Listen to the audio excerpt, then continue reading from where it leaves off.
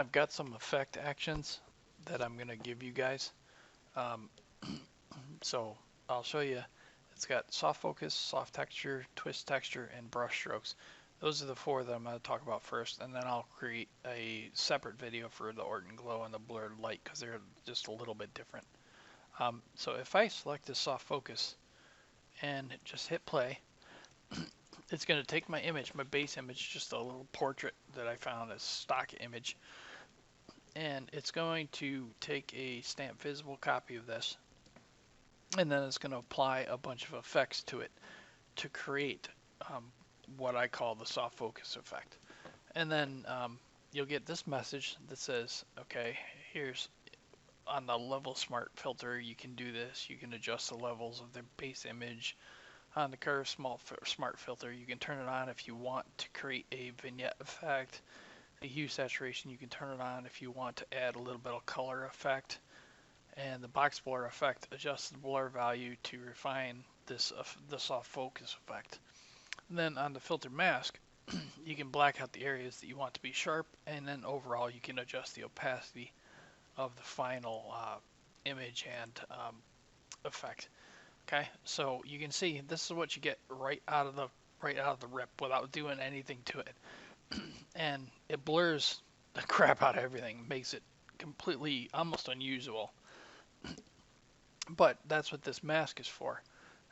Then what I do is I'll go in with a brush, opacity set to 50, and then what I do, because I use opacity, what I'm going to do is brush over the things that I want to add some sharpness to, remove the effect from. So like I'll remove it from her hair and her hands and her face and her neck and a little bit on the hat.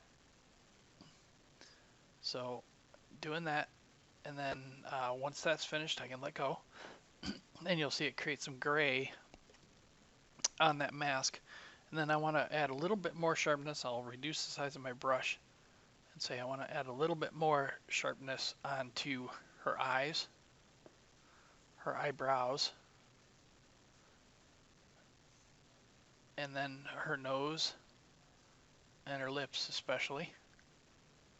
And then I want to brush on a little bit of sharpness onto this lock of hair that comes near her eye.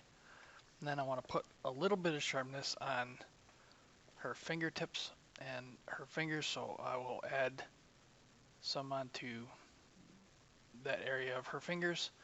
And then this one, I'm actually going to leave these lower fingers a little bit out of focus, and I'm going to add it to this finger, these two fingers, the two top fingers up there, okay?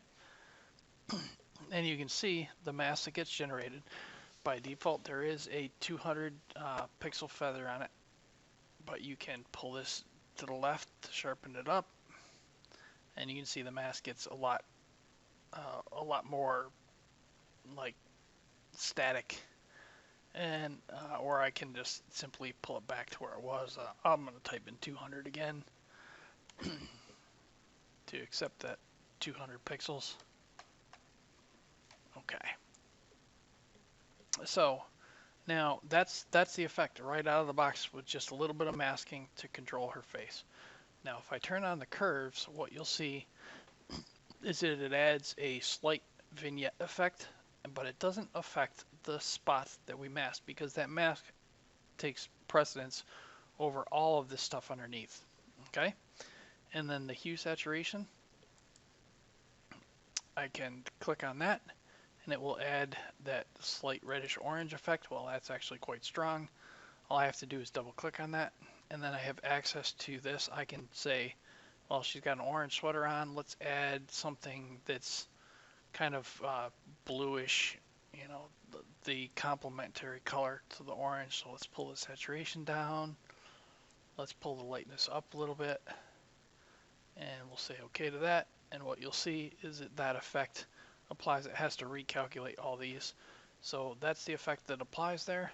And all of these levels and all of these different things are adjustable. So if I go into my curves, for example, double click on curves, you can see I've got this vignette effect, and I can say, well, I really want to reduce the amount of vignette, and I want to add a little bit of, I want to take it away from the highlights. Okay, so I say okay to that.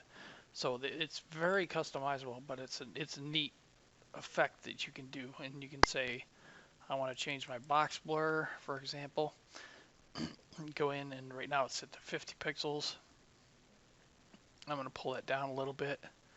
Say okay to that. So um, really, it's designed to give you something right off the bat, but then give you the ability to play with it. And if you don't like it, like you can say, well, it's a little too dark. Well, that's what this brightness and contrast is for.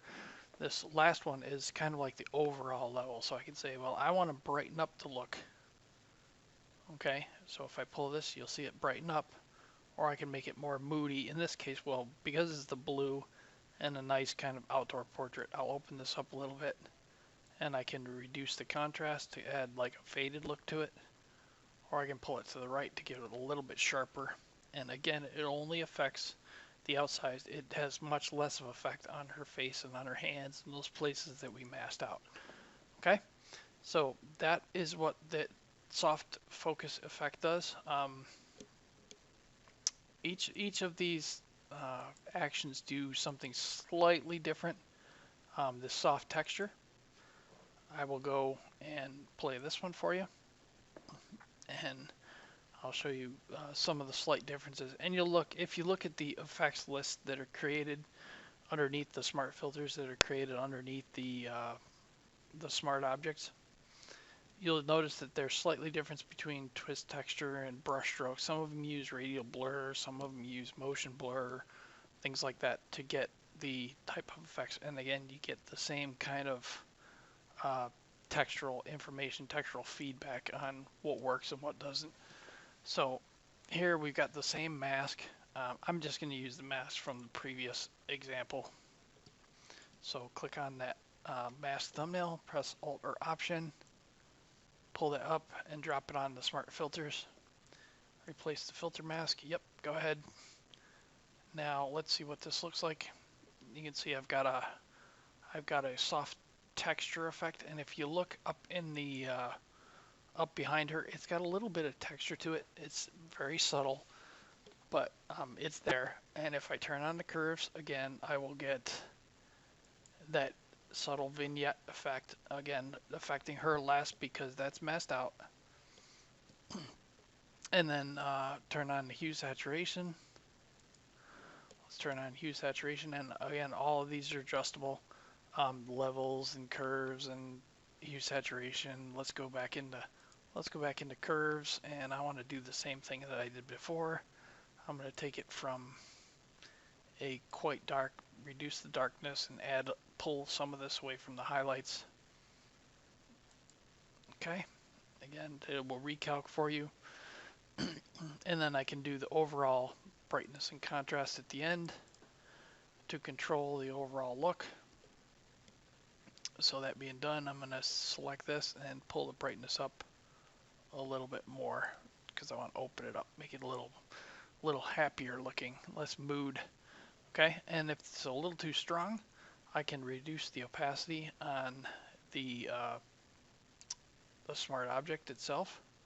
So we'll go in here and say I want to pull this down to 25, that kind of thing. That's a little too weak. Let's pull it up a little bit more. 33. That looks good. Okay, so that's being done. Now, one of the things you'll notice is if you add this effect, it kind of significantly adds to your file size because the smart object and the mask and all these smart layers. If for some reason you say, okay, I'm done, this is what I like, if you're finished editing it, finished tweaking it the way that you want, all you have to do is select the group that's in, press Command or Control E as in Edward, and that being done, it's going to cut that down to just all the adjustments on a layer. So the image still looks the same. And I can shut this off, turn this on, and I get the same exact effect. Let me delete this other one.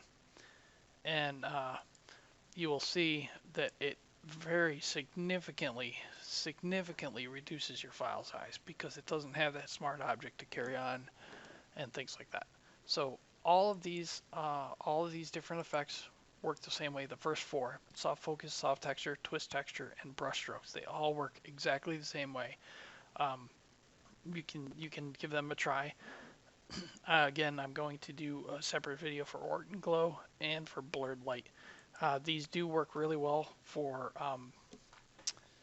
portraits, but you can use them on anything. The only thing I think that it probably wouldn't have much of an effect on is astrophotography. Give them a play. Hope you enjoy them.